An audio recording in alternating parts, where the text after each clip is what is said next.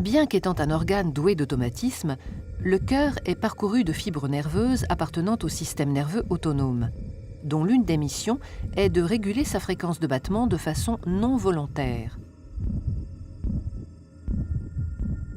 Il est composé de deux systèmes antagonistes mais complémentaires. Le système nerveux sympathique, qui est cardio-accélérateur, son activité provoquant l'accélération de la fréquence cardiaque, et le système nerveux parasympathique, qui lui est cardiomodérateur. L'activité de ces systèmes n'est jamais nulle. Elle permet une régulation constante de la pression artérielle et de la fréquence cardiaque, dont la valeur moyenne est d'environ 70 à 75 battements par minute. La régulation de la fréquence cardiaque est un dialogue permanent qui s'établit entre la région du cœur et la base du cerveau par l'intermédiaire d'un circuit de fibres nerveuses. Des récepteurs sensoriels, appelés barorécepteurs, sensibles aux variations de la pression artérielle, sont situés au niveau du sinus carotidien et de la crosse aortique.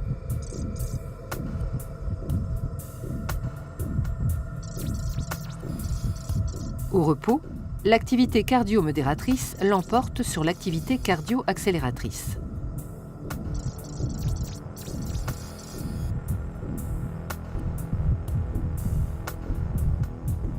Dans le cas d'une augmentation de la pression artérielle, les barorécepteurs sont stimulés, ce qui se traduit par une augmentation de la fréquence des signaux nerveux transmis par les nerfs de Hering et de Sion vers un centre nerveux bulbaire situé dans le bulbe rachidien, au-dessus de la moelle épinière.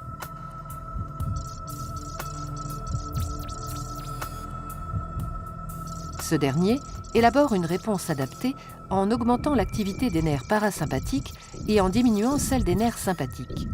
Le ralentissement du cœur se fait par la libération d'un neurotransmetteur, l'acétylcholine, sécrété par le système nerveux parasympathique.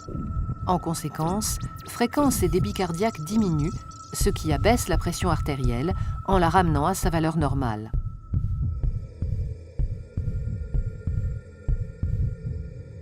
En cas de diminution de la pression artérielle, le mécanisme inverse se met en place. La fréquence des signaux transmis par les nerfs de Hering et de Sion vers le centre nerveux bulbaire est réduite.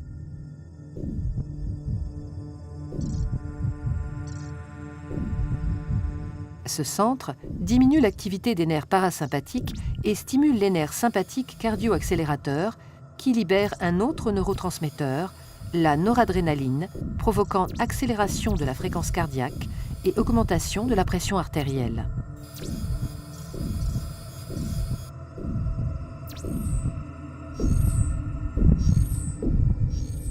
Ces mécanismes constituent une boucle de régulation qui contribue à maintenir la pression artérielle dans d'étroites limites autour d'une valeur de référence.